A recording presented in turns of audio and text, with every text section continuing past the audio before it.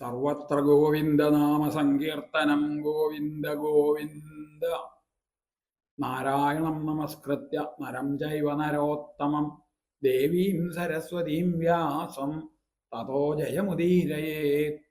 എല്ലാ സജ്ജനങ്ങൾക്കും നമസ്കാരം.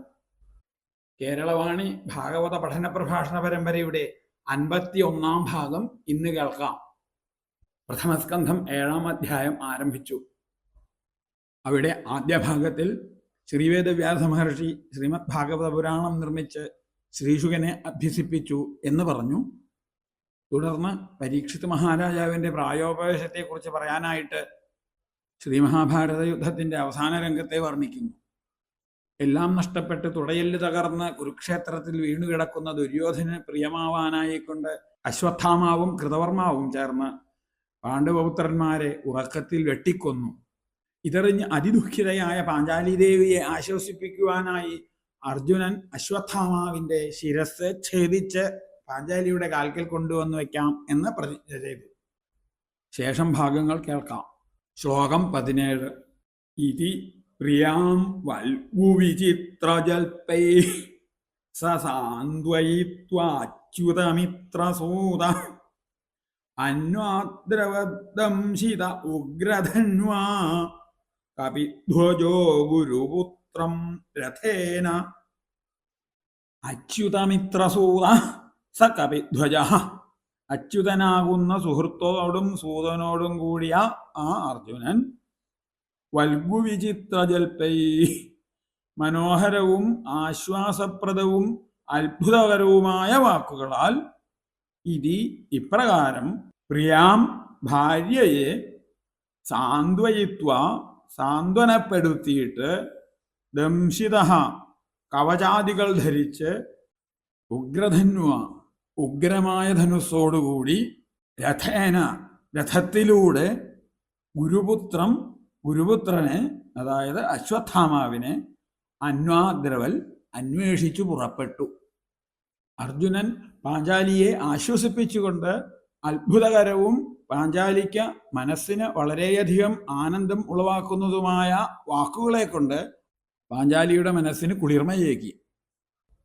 പിന്നെ അതിഭീഷണമായി വില്ലുമെടുത്ത് കവചാദികൾ ധരിച്ച് രഥത്തിൽ കയറി അശ്വത്ഥാമാവിനെ അന്വേഷിച്ച് പുറപ്പെട്ടു.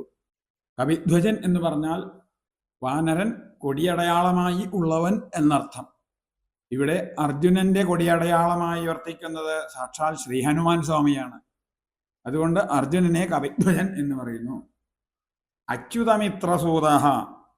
അച്യുത ഏവം മിത്രം സൂതശ്ച യസ്യ സ അച്യുതമിത്രസൂത എന്ന് ശ്രീധരീയം. അച്യുതൻ യാതൊരാളുടെ മിത്രവും സൂതനും ആയിരിക്കുന്നുവോ ആ ആൾ എന്നർത്ഥം. അർജുനന്റെ സഖാവും തേരാളിയുമാണല്ലോ ഇവിടെ ശ്രീകൃഷ്ണ ഭഗവാൻ. ഉഗ്രധന്വ എന്നതിന് ഉഗ്രമായ ധനുസ്സുള്ളവൻ എന്നർത്ഥം. അതിഭീഷണമായ വില്ല് ധരിച്ചവൻ. ഉഗ്രധന്വ എന്നതിന് വേറൊരു വ്യാഖ്യാനം കൂടി വംശീധരാചാര്യർ തൻ്റെ ഭാവാർത്ഥ ദീപികയിൽ പറഞ്ഞിരിക്കുന്നു. രുദ്രം ഗ്രസതീതി ഉഗ്രം തദ്ധനുരാസ്യേതി ഉഗ്രധന്വ. എന്ന് പറഞ്ഞാൽ ഇവിടെ രുദ്രദേവനെ പിടിച്ചു വലിച്ച ധനുസ് ഉള്ളവൻ എന്നർത്ഥം. കിരാതവേഷധാരിയായ മഹാദേവനുമായി യുദ്ധം ചെയ്യുമ്പോൾ മറ്റെല്ലാ ആയുധങ്ങളും തീർന്നപ്പോൾ അർജുനൻ തൻ്റെ വില്ല് മഹാദേവന്റെ കഴുത്തിലിട്ട് വലിക്കുകയുണ്ടായി എന്ന് കിരാതാർജുനീയത്തിൽ കാണാം. അർജുനൻ തന്നെ ബന്ധിക്കാനായിട്ട് പുറപ്പെട്ടതറിഞ്ഞ് ഭയചകിതനായ അശ്വത്ഥാമാവ് പലായനം ചെയ്തു എന്ന് അടുത്ത ശ്ലോകത്തിൽ പറയുന്നു. തമാപതന്തം സവിലക്ഷ്യ ദൂരാത് കുമാരഹോദ്യുഗ്നമനാരഥേന പരാദ്രവത് പ്രാണപരീപ്സുരുര്യാം യാവദ്ഗമം രുദ്രഭയാത് യഥാക. കുമാരന്മാരെ ഹനിച്ച സഹ അവൻ, അതായത് അശ്വത്ഥാമാവ്, രഥേന തേരിലൂടെ, ആപതന്തം നേർക്കുവന്ന തം ആ അർജുനനെ, ദൂരാത് വിലക്ഷ്യ ദൂരത്തു നിന്ന് തന്നെ കണ്ടിട്ട്, ഉദ്യുഗ്നമനാഹ പരിഭ്രമിച്ചവനായിട്ട്, ഉർവ്യാം ഭൂമിയിലൂടെ, പ്രാണപരീപ്സു പ്രാണരക്ഷാർത്ഥം, യാവദ്ഗമം ആവുന്നത്ര വേഗത്തിൽ, രുദ്രഭയാത് കഹ യഥ രുദ്രനെ ഭയന്ന ബ്രഹ്മാവ് എപ്രകാരമോ തഥാ പരാദ്രവൽ അപ്രകാരം പലായനം ചെയ്തു.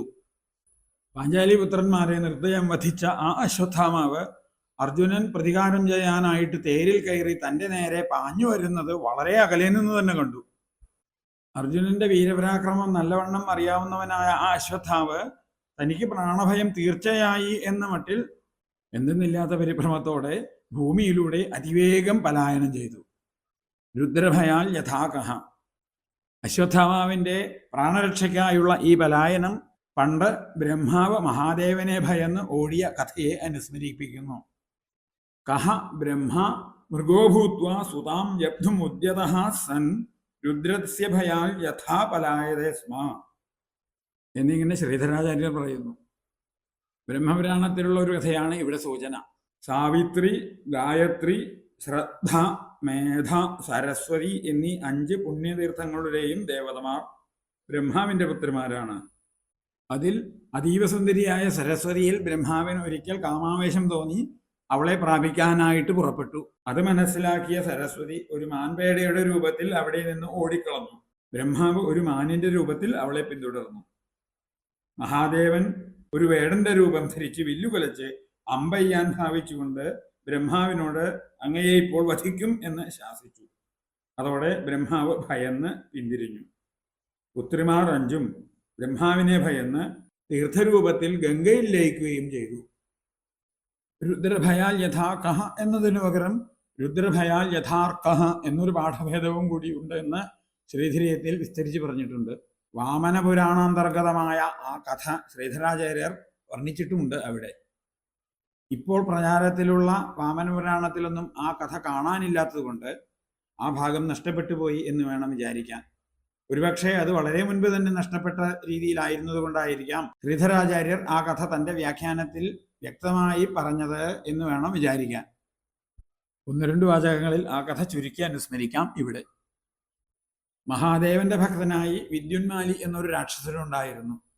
അവന്റെ ഭക്തിയിൽ സന്തോഷിച്ച് മഹാദേവൻ അവന് സ്വർണമയമായ ഒരു വിമാനം കൊടുത്തു. വളരെയധികം ശോഭയുള്ളതായിരുന്നു ആ വിമാനം. വിദ്യുന്മാലി അതിൽ കയറി സൂര്യന് പുറകെ സഞ്ചരിച്ച് ഭൂമിയിൽ രാത്രി എന്നൊരവസ്ഥ ഇല്ലാതാക്കി ഭൂമിയെ പ്രകാശമാനമാക്കി തീർത്തു. അവന്റെ ഈ പ്രവൃത്തി സൂര്യഭഗവാനെ വളരെയധികം കോപിപ്പിച്ചു. തൻ്റെ തേജസ് കൊണ്ട് സൂര്യഭഗവാൻ വിദ്യുന്മാലിയുടെ സ്വർണ്ണവിമാനത്തെ ഉരുക്കിക്കളയുകയും ചെയ്തു. ഭക്തദ്രോഹത്താൽ കുപിതനായി തീർന്ന മഹാദേവനെ ഭയന്ന സൂര്യൻ പലായനം ചെയ്തു. രുദ്രഭഗവാന്റെ തീക്ഷ്ണമായ നോട്ടത്തിൽ ദഹിച്ചുകൊണ്ട് സൂര്യൻ വാരാണസിയിൽ പതിച്ചു.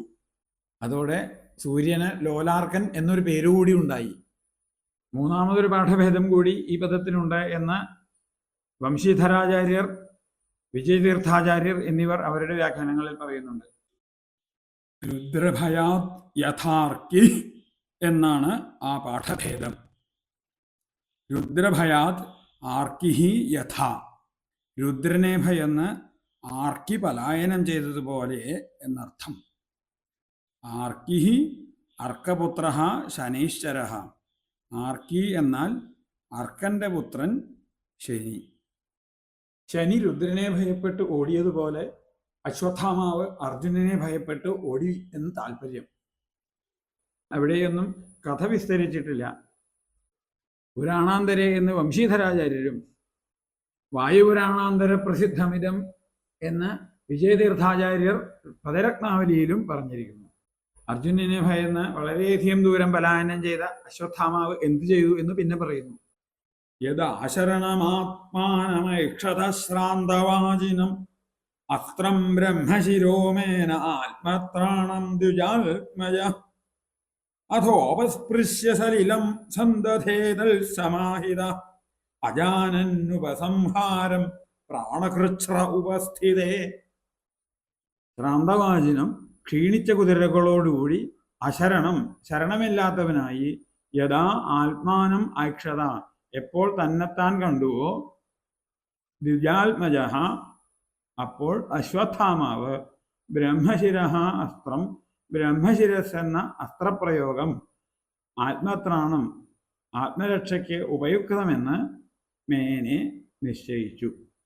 അഥ അനന്തരം സലിലം ഉപസ്പൃശ്യ ജലം ഉപസ്പരിശിച്ച് ഉപസംഹാരം അജാനൻ അഭി, ഉപസംഹരിക്കാൻ അറിയാത്തവനാണെങ്കിലും പ്രാണകൃച്ഛ്രേ പ്രാണനാശം ഉപസ്ഥിതേ, അടുത്തപ്പോൾ തൽ അതിനെ ബ്രഹ്മശിരോസ്ത്രത്തെ സംദധേ തൊടുത്തു. അർജുനനെ ഭയന്ന് പലായനം ചെയ്ത അശ്വത്ഥാമാവിന്റെ കുതിരകളെല്ലാം വളരെയധികം തളർന്നുപോയി. അതുകൊണ്ട് അശ്വത്ഥാമാവ് തനിക്ക് ഇനി ഒരു ശരണവുമില്ല എന്ന് മനസ്സുകൊണ്ട് ഉറപ്പിച്ചു. ആത്മരക്ഷാർത്ഥം ബ്രഹ്മശിരസ് എന്ന ബ്രഹ്മാസ്ത്രത്തെ ഉപയോഗിക്കാൻ തീരുമാനിക്കുകയും ചെയ്തു. അശ്വത്ഥാമാവിന് ബ്രഹ്മാസ്ത്രപ്രയോഗം പൂർണ്ണമായും സ്വാധീനമല്ല എന്നത് അജാനൻ ഉപസംഹാരം എന്ന പദത്തിലൂടെ സൂചിപ്പിച്ചിരിക്കുന്നു. ബ്രഹ്മാസ്ത്രം പ്രയോഗിക്കാൻ അശ്വത്ഥാമാവിനറിയാം, എന്നാൽ ആവശ്യം വന്നാൽ ഉപസംഹരിക്കാൻ അറിയുകയില്ല എന്നർത്ഥം.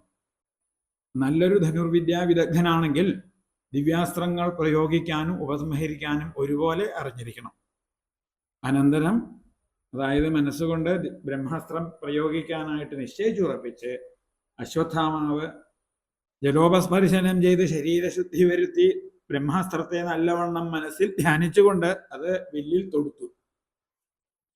തതഃ പ്രാദുഷ്കൃതം തേജ പ്രചണ്ഡം സർവതോദിശം പ്രാണാപദമഭിപ്രേക്ഷ്യ വിഷ്ണും ജിഷ്ണുരുവാചഃ. തതഃ അതിൽ നിന്ന് പ്രാദുഷ്കൃതം ആവിർഭവിച്ചതും സർവതോദിശം എല്ലാ ദിക്കിലും വ്യാപിച്ചതും പ്രചണ്ഡം ദുസ്സഹവുമായ തേജസ് പ്രാണാപദം പ്രാണന് ആപൽക്കരമായി അഭിപ്രേക്ഷ്യ കണ്ടിട്ട് ജിഷ്ണു അർജുനൻ വിഷ്ണു ശ്രീകൃഷ്ണനോട് ഉവാച പറഞ്ഞു, ആശ്ചര്യം. അശ്വത്ഥാമാവ് ബ്രഹ്മാസ്ത്രം തൊടുത്തപ്പോൾ അതിൽ നിന്ന് അത്യുഗ്രമായൊരു തേജസ് ഉത്ഭവിച്ചു. വളരെ തീക്ഷ്ണമായ തേജസ് ഉടൻ തന്നെ എല്ലാ ദിക്കിലും വ്യാപിച്ചു. ആ തേജസ്സിന്റെ തീക്ഷ്ണത കണ്ട് ഭയാകുലനായ അർജുനൻ തൻ്റെ പ്രാണനുകൂടി അത് നാശകരമായി തീരും എന്ന് മനസ്സിലാക്കി ഭഗവാൻ ശ്രീകൃഷ്ണനോട് ഇങ്ങനെ പറഞ്ഞു. ഇവിടെ നിന്നങ്ങോട്ട് 22 മുതൽ 26 കൂടിയുള്ള 5 ശ്ലോകങ്ങളിലായി അർജുനന്റെ വാക്കുകൾ. അർജുനൻ വളരെയധികം ഭയപ്പെട്ടു എന്ന് ഈ വാക്കുകളിൽ നിന്ന് മനസ്സിലാക്കാം. അതുകൊണ്ട് തന്നെ ശ്രീകൃഷ്ണ ഭഗവാനെ ബ്രഹ്മസ്വരൂപിയായ ഈശ്വരനായി കണ്ട് രക്ഷിക്കണേ എന്ന് പ്രാർത്ഥിക്കുന്നു. അർജുന ഉവാച കൃഷ്ണ കൃഷ്ണ മഹാഭാഗ ഭക്താനാമഭയങ്കര ത്വമേകോ ദഹ്യമാനാനാമപവർഗോസി സംസൃതേ.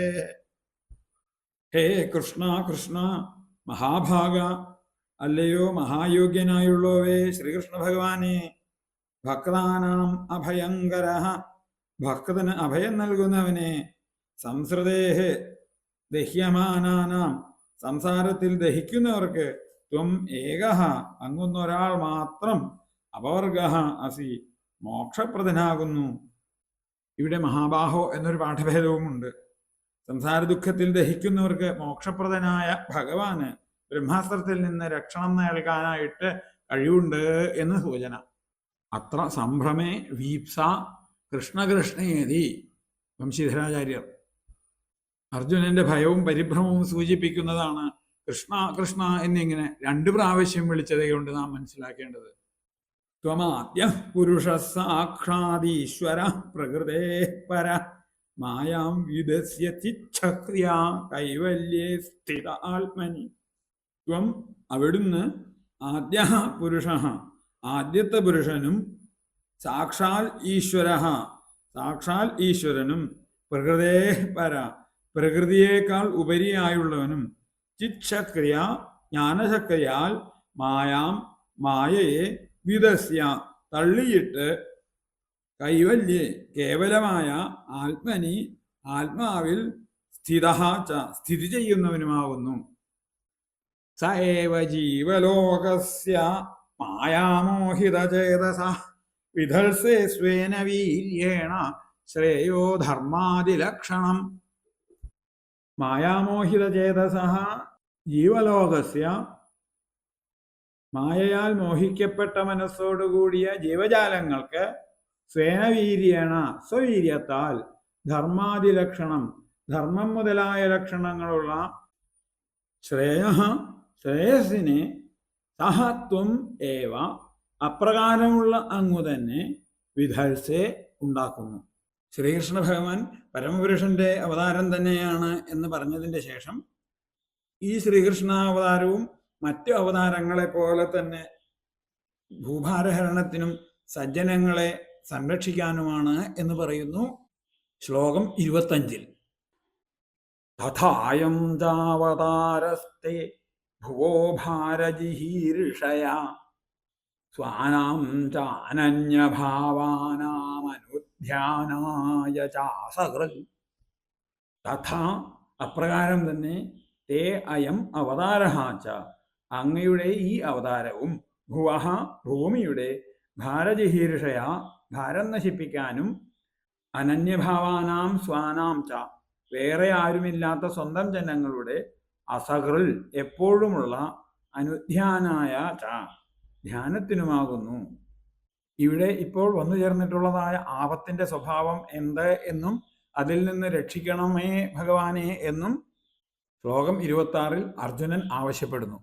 കിമിദം സ്വിൽകുതോ വേതി ദേവദേവ ന വേദ്മ്യഹം സർവതോ മുഖമായാതി തേജ പരമദാരുണം. ഹേ ദേവദേവ, അല്ലയോ ദേവന്മാർക്കും ദേവനായുള്ളവനെ, ഇതം കിം ഇതെന്താണ്, കുതഹസ്വിൽ എവിടെ നിന്ന്, വാ ഇതി എന്നൊന്നും അഹം ന വേദ്മി ഞാൻ അറിയുന്നില്ല, പരമദാരുണം അതിഭയങ്കരമായ തേജ ഈ തേജസ് ജ്വാല സർവതോമുഖം എല്ലായിടത്തും വ്യാപിക്കുന്നതായി ആയാതി വരുന്നു. അർജുനന്റെ വാക്കുകളാകുന്ന ഈ 5 ശ്ലോകങ്ങളുടെ അന്വയവും അന്വയാർത്ഥവുമാണ് നാം ഇവിടെ അനുസ്മരിച്ചത്. ഇതിന്റെ ഭാവാർത്ഥം ഒന്ന് അനുസ്മരിക്കാം. അശ്വത്ഥമാവിന്റെ ബ്രഹ്മാസ്ത്ര തേജസ്സിൽ ഭയപ്പെട്ട് അർജുനൻ വളരെ പരിഭ്രമത്തോടെ ഭഗവാനെ 2 പ്രാവശ്യം വിളിച്ചുകൊണ്ട് ഇങ്ങനെ അപേക്ഷിക്കുന്നു. സംസാര ദുഃഖം കൊണ്ട് ലോകത്തിൽ തപിച്ചുകൊണ്ടിരിക്കുന്നതായ ഭക്തന്മാരുടെ ആ ദുഃഖത്തെ എല്ലാ തരത്തിലും തീർത്ത് പരമാനന്ദരൂപമായ മോക്ഷത്തെ അങ്ങ് പ്രദാനം ചെയ്യുന്നു. അത് അങ്ങ് ഏകനല്ലാതെ വേറൊരാൾക്കും സാധ്യമല്ലല്ലോ. അങ്ങനെയെല്ലാം ഇരിക്കുന്ന നിന്തിരുവടിക്ക് ഈ ഒരു തേജസ് നിമിത്തമുള്ള താപത്തെ തീർത്തു തരിക എന്നുള്ളത് എത്രയോ എളുപ്പമാണ്, എത്രയോ ലഘുവായ കാര്യമാണ് എന്ന് ഞാൻ വിചാരിക്കുന്നു. തന്നെ രക്ഷിക്കുക എന്നത് വളരെ നിസ്സാരമാണ് ഭഗവാനെ സംബന്ധിച്ചിടത്തോളം എന്ന അർജുനന്റെ അഭിപ്രായം ഇവിടെ. പ്രകൃതിക്കും പരനായ പരമാത്മ ചൈതന്യമാണ് അവിടുന്ന്. എല്ലാത്തിനും ആദി കാരണവും ആയി അങ്ങ് ഭവിക്കുന്നു. അങ്ങ് പ്രത്യക്ഷേശ്വരനാണ്. ജ്ഞാനശക്തി കൊണ്ട് മായയെ നിരസിച്ചു വർത്തിക്കുന്നവനാണ് അവിടുന്ന്. അതുകൊണ്ട് തന്നെ മായാകൽപിതമായ ത്രിഗുണങ്ങളും ത്രിഗുണസൃഷ്ടമായ വികാരങ്ങളും അങ്ങയെ ഒരിക്കലും ബാധിക്കുന്നില്ല. സ്വപ്രഭാവത്താൽ മായയെ നിരസിച്ചുകൊണ്ടിരിക്കുന്ന അങ്ങ് തന്നെയാണ് മായാമോഹത്തിൽ പെട്ടുവലിയുന്ന ജീവരാശികൾക്ക് ആലംബമായി വർത്തിക്കുന്നത്. ധർമ്മം, അർത്ഥം, കാമം എന്നിങ്ങനെ ത്രിവർഗത്തെ മായയാൽ മോഹിക്കപ്പെട്ടവരായവർക്ക് നൽകുന്നതും അവിടുന്ന് തന്നെ. നശ്വരങ്ങളായ ധർമാദികളെ മാത്രം ആശ്രയിച്ച് മോക്ഷേച്ഛ കൂടാതെ ഭഗവാനെ ഉപാസിക്കുന്നത് മായാമോഹത്തിന്റെ ലക്ഷണമാണ് എന്നിവിടെ സൂചന. അല്ലയോ ശ്രീവാസുദേവ, അങ്ങയുടെ ഈ ശ്രീകൃഷ്ണാവതാരവും ഭൂഭാരഹരണത്തിനും സജ്ജന പരിപാലനത്തിനും വേണ്ടിയുള്ളതാകുന്നു. മറ്റൊരിടത്തും ആശ്രയിക്കാത്ത അനന്യമനസ്കരായ അങ്ങയുടെ ഭക്തന്മാർക്ക് അങ്ങയുടെ സ്വരൂപം ധ്യാനിച്ചും ഈ ശ്രീകൃഷ്ണാവതാര ലീലകൾ അനുസ്മരിച്ചും ജന്മസാഫല്യം ലഭിക്കുന്നു. ഹേ ദേവദേവ, അങ്ങ് എല്ലാ ദേവന്മാർക്കും ദേവനാണ്. ഹേ ശ്രീകൃഷ്ണ ഭഗവാനെ, അങ്ങിതാ കണ്ടാലും അതിഭയങ്കരവും അത്യുജ്വലവും പരമദാരുണവുമായ ഒരു തേജസ് ഇതാ എല്ലായിടത്തും വ്യാപിച്ചുകൊണ്ട് എന്റെ നേരെ വരുന്നു. ഇത് എന്താണ് എന്നും എവിടെ നിന്നുണ്ടായി എന്നും ഒന്നും എനിക്ക് അറിയാൻ സാധിക്കുന്നില്ലല്ലോ ഭഗവാനെ.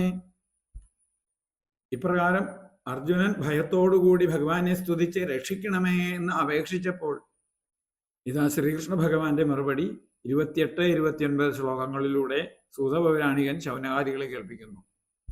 ശ്രീഭഗവാനുവാച വേത്തേദം ദ്രോണപുത്രസ്യ ബ്രാഹ്മമസ്ത്രം പ്രദർശിതം നൈവാസൗ വേദ സംഹാരം പ്രാണബാധ ഉപസ്ഥിതേ. ഇതം ഇത് ദ്രോണപുത്രസ്യ ദ്രോണപുത്രന് പ്രാണബാധേ ഉപസ്ഥിതേ പ്രാണാപായം ആസന്നമായപ്പോൾ പ്രദർശിതം പ്രകാശിപ്പിക്കപ്പെട്ട ബ്രഹ്മാസ്ത്രമെന്ന് വേത്ത നീ അറിഞ്ഞാലും അസൗ ഇവൻ അശ്വത്ഥാമാവ് സംഹാരം ഉപസംഹാരം ന വേദ ഏവ അറിയുന്നതേയില്ല. അല്ലയോ അർജുന, ഇത് ദ്രോണപുത്രനായ അശ്വത്ഥാമാവിന്റെ ബ്രഹ്മാസ്ത്രമാണ് എന്ന് മനസ്സിലാക്കൂ. തന്റെ ജീവൻ നശിക്കും, താൻ മരിക്കും എന്നൊരവസ്ഥ വന്നപ്പോൾ പരിഭ്രമത്തോടുകൂടി അശ്വത്ഥാമാവ് ഒരു വിവേചന ബുദ്ധിയുമില്ലാതെ മേൽ കീഴ് നോക്കാതെ ഇതാ ബ്രഹ്മാസ്ത്രം പ്രയോഗിച്ചിരിക്കുന്നു. വാസ്തവത്തിൽ അശ്വത്ഥാമാവ് ഈ ബ്രഹ്മാസ്ത്രം പ്രയോഗിക്കാൻ അർഹനല്ല എന്ന് വേണം ചിന്തിക്കാൻ. ഒരു അസ്ത്രത്തിന്റെ പ്രയോഗവും ഉപസംഹാരവും ഒരുമിച്ച് അറിയില്ല എങ്കിൽ ആ അസ്ത്രം പ്രയോഗിക്കാതിരിക്കുന്നതാണ് ഉചിതം. ഈ അസ്ത്രത്തെ തടുക്കാൻ ബ്രഹ്മാസ്ത്രം തന്നെ പ്രയോഗിക്കണമെന്ന് അർജുനനോട് ഭഗവാൻ പറയുന്നു അടുത്ത ശ്ലോകത്തിൽ. നഹ്യസ്യ അന്യതമം കിഞ്ചിദസ്ത്രം പ്രത്യവകർഷനം ജഹ്യസ്ത്രതേജ ഉന്നദ്ധം അസ്ത്രജ്ഞോ ഹ്യസ്ത്രതേജസ. അസ്യ ഇതിൻ്റെ പ്രത്യവകർഷനം കർശനത്തിനൊതുക്കുന്ന അന്യതമം വേറെ കിഞ്ചിൽ ഒരു അസ്ത്രം നഹി ഇല്ല തന്നെ. ഉന്നദ്ധം അത്യുൽക്കടമായ അസ്ത്രതേജ അസ്ത്രജ്വാലയെ അസ്ത്രതേജസ പ്രത്യസ്ത്രത്തിന്റെ തേജസ് കൊണ്ട് ജഹി നശിപ്പിക്കൂ. ത്വം ഹി അസ്ത്രജ്ഞ അങ്ങ് പ്രത്യസ്ത്രജ്ഞാനമുള്ളവനാകുന്നുവല്ലോ. അല്ലയോ അർജുന, ഈ ബ്രഹ്മാസ്ത്രത്തിന്റെ ശക്തിയെ കുറയ്ക്കാനോ അതിനെ ക്ഷീണിപ്പിക്കാനോ വേറെ ഒരു അസ്ത്രം കൊണ്ട് സാധിക്കുകയില്ല എന്നുള്ളത് തീർച്ചയാണ്. മറ്റു പല ദിവ്യാസ്ത്രങ്ങൾക്കും പ്രത്യസ്ത്രങ്ങൾ വിധിച്ചിട്ടുണ്ട്, എന്നാൽ ഈ ബ്രഹ്മാസ്ത്രത്തിന് അത് ഇല്ല തന്നെ. അതുകൊണ്ട് വളരെ തീക്ഷ്ണമായി ലോകത്തിൽ വ്യാപിക്കുന്ന അശ്വത്ഥാമാവിന്റെ ബ്രഹ്മാസ്ത്ര തേജസ്സിനെ ബ്രഹ്മാസ്ത്രം കൊണ്ട് തന്നെ ജയിക്കൂ, നശിപ്പിക്കൂ. ഇനി സൂതവചനമാണ്. അർജുനൻ ബ്രഹ്മാസ്ത്രം പ്രയോഗിച്ചതിന് ശേഷം ഉണ്ടായ സംഭവവികാസങ്ങളെ സൂതൻ തുടർന്ന് വിവരിക്കുന്നു. സൂത ഉവാച ശ്രുത്വാ ഭഗവതാ പ്രോക്തം ഫാൽഗുനഃ പരവീരഃ സ്പൃഷ്ട്വാപസ്തം പരിക്രമ്യ ബ്രാഹ്മം ബ്രാഹ്മായ സന്തതേ. പരവീരഃ ശത്രുക്കളുടെ വീര്യം നശിപ്പിക്കുന്നവനായ ഫാൽഗുനഃ അർജുനൻ ഭഗവതാ പ്രോക്തം ശ്രുത്വാ ഭഗവാൻ പറഞ്ഞത് കേട്ടിട്ട് അപഹ സ്പൃഷ്ട്വ ജലം ഉപസ്പർശിച്ച് തം പരിക്രമ്യ അദ്ദേഹത്തെ പ്രദക്ഷിണം വെച്ച് ബ്രാഹ്മായ ബ്രഹ്മാസ്ത്രത്തെ ലക്ഷ്യമാക്കി ബ്രാഹ്മം വേറൊരു ബ്രഹ്മാസ്ത്രത്തെ സംദധേ തൊടുത്തു. ഭഗവാൻ പറഞ്ഞത് കേട്ടതോടെ അർജുനന് എന്ത് ചെയ്യണം എന്നുള്ള കാര്യം നിശ്ചയമായി. ബ്രഹ്മാസ്ത്രമാണ് എന്ന് ഭഗവാൻ പറയുകയും മടിച്ചു നിൽക്കാതെ ബ്രഹ്മാസ്ത്രത്തിനെതിരെ ബ്രഹ്മാസ്ത്രം പ്രയോഗിക്കണമെന്ന് നിർദ്ദേശിക്കുകയും ചെയ്തിരിക്കുകയാണ്. സാധാരണഗതിയിൽ ബ്രഹ്മാസ്ത്രത്തിനെതിരെ ബ്രഹ്മാസ്ത്രം പ്രയോഗിക്കുക എന്നുള്ളത് വളരെയധികം ചിന്തിച്ച് ചെയ്യേണ്ട വിഷയമാണ്. രണ്ടു ബ്രഹ്മാസ്ത്രങ്ങൾ പരസ്പരം ഏറ്റുമുട്ടിയാൽ അത് സർവനാശത്തിന് കാരണമായി തീരും. അങ്ങനെയാണെങ്കിലും ഇവിടെ സാക്ഷാൽ ഭഗവാൻ തന്നെയാണ് ബ്രഹ്മാസ്ത്ര പ്രയോഗത്തിന് നിർദ്ദേശിച്ചത് എന്നതുകൊണ്ട് പിന്നെ അർജുനന് ഒരു സംശയവും ബാക്കിയില്ല. ജലോപസ്പർശനം ചെയ്ത് ശരീരശുദ്ധി വരുത്തി ശ്രീകൃഷ്ണ ഭഗവാനെ പ്രദക്ഷിണം വെച്ച് ഭക്തിയോടെ നമസ്കരിച്ച് ബ്രഹ്മാസ്ത്രമന്ത്രം ജപിച്ച് അശ്വത്ഥാമാവിന്റെ ബ്രഹ്മാസ്ത്രത്തിനെതിരായി തൊടുത്തു. സന്ധാനം, അസ്ത്രം, വില്ലിൽ തൊടുക്കൽ, ഇത് ധനുർവേദത്തിലെ ഒരു സാങ്കേതിക പദമാണ്. പിന്നെന്തുണ്ടായി എന്നടുത്ത ശ്ലോകത്തിൽ പറയുന്നു. സംഹത്യ അന്യോന്യമുഭയോസ്തേജസീ ശരസംവൃതേ ആവൃത്യ രോദസീഖം ച വവൃധാതേർക്കവന്യവൽ. ഉഭയോഹ തേജസീ രണ്ടിൻ്റെയും തേജസ്സുകൾ അന്യോന്യം സംഹത്യ തമ്മിൽ കൂട്ടിമുട്ടി ശരസംവൃതേ ശരങ്ങൾ പരസ്പരം യോജിച്ച് രോദസീ ഭൂമിയെയും ആകാശത്തെയും ഖം ച അന്തരീക്ഷത്തെയും ആവൃത്യ പൊതിഞ്ഞ് അർക്കവന്യവൽ സൂര്യനും അഗ്നിയുമെന്ന പോലെ വവൃധാതെ വർദ്ധിച്ചു. അശ്വത്ഥാമാവ് ബ്രഹ്മാസ്ത്രം പ്രയോഗിച്ചപ്പോൾ ആ തേജസ് ലോകം മുഴുവൻ വ്യാപിച്ച് എന്തെന്നില്ലാത്ത താപത്തെ സൃഷ്ടിച്ചു എന്ന് നേരത്തെ പറഞ്ഞു. ഇപ്പോൾ ഇതാ അർജുനന്റെ ബ്രഹ്മാസ്ത്രത്തിൽ നിന്ന് ഉയർന്ന തേജസ്സും ലോകം മുഴുവൻ വ്യാപിച്ച് അശ്വത്ഥാമാവിന്റെ ബ്രഹ്മാസ്ത്ര തേജസ്സുമായി ഏറ്റുമുട്ടി. രണ്ടു തേജസ്സുകളും പരസ്പരം കൂട്ടിക്കലർന്ന് ഭൂമിയെയും ആകാശത്തെയും അന്തരീക്ഷത്തെയും പൂർണ്ണമായി ആവരണം ചെയ്തു. പ്രളയകാലത്തെ ആദിശേഷനിൽ നിന്നുയരുന്നതായ സമ്പർത്താഗ്നിയും ഉഗ്രമായ സൂര്യ തേജസ്സും ഒരുപോലെ യോജിച്ചതുപോലെ എന്ന് തോന്നും. എന്നു മാത്രമല്ല, ആ തേജസ്സിന്റെ അസഹ്യതയും ഉഷ്ണവും ഭീകരതയും വർദ്ധിച്ചുകൊണ്ടേയിരുന്നു.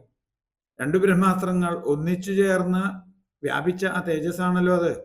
അതിന്റെ ശക്തി എത്രയാണ് എന്ന് പറഞ്ഞറിയിക്കാൻ സാധിക്കില്ല.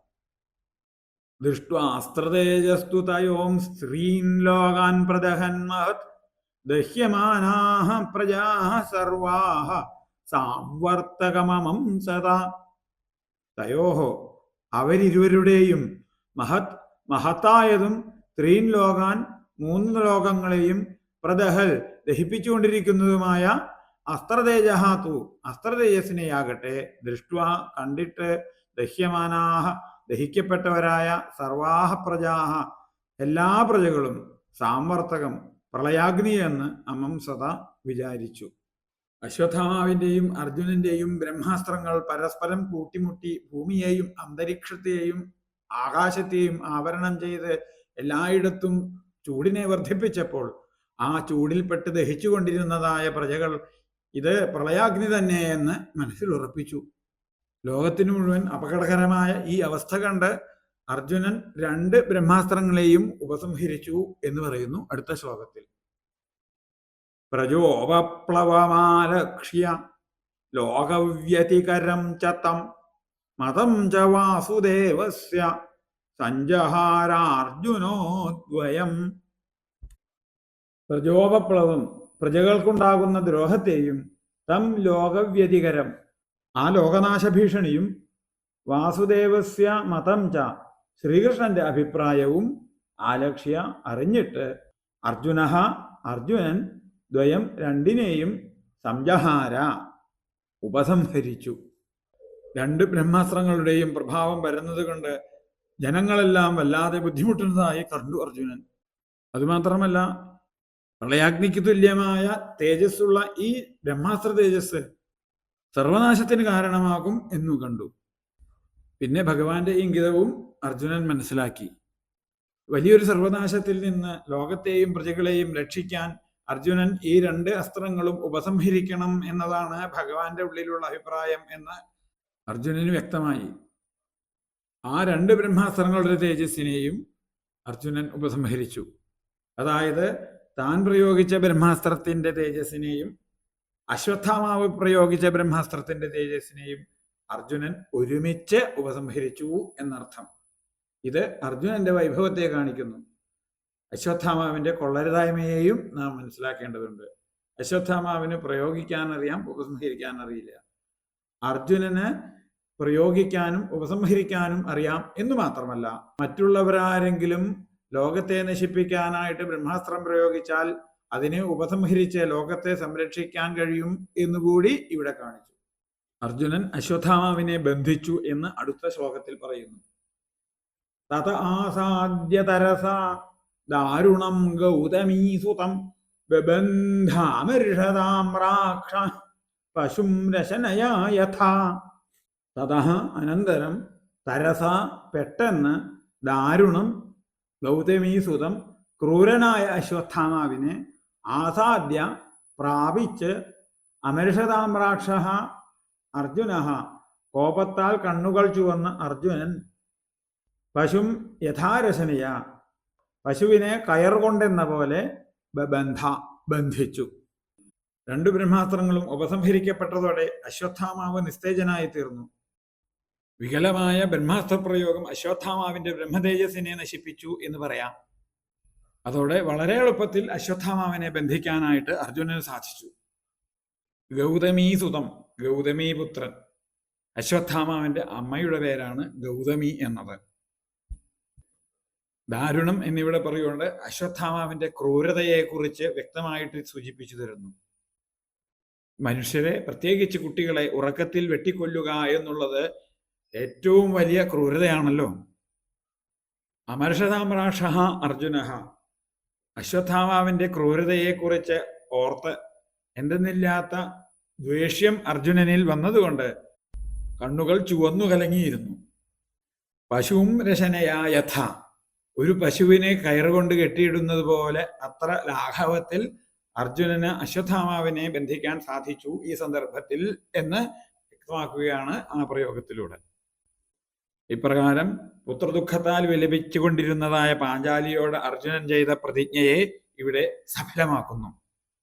അശ്വത്ഥാമാവിനെ പാഞ്ചാലിയുടെ മുൻപിൽ കൊണ്ടുപോകുന്നതും തുടർന്നുള്ള സംഭവങ്ങളുമാണ് ഇനി നമ്മൾക്ക് കാണാനുള്ളത്. അത് കേരളവാണിയുടെ 52-ാം ഭാഗത്തിൽ അനുസ്മരിക്കാം. ഇപ്പോൾ ഇവിടെ നിർത്തട്ടെ. വിരാമസ്ഥാവൽ. സർവത്ര ഗോവിന്ദ നാമ സങ്കീർത്തനം. ഗോവിന്ദ ഗോവിന്ദ.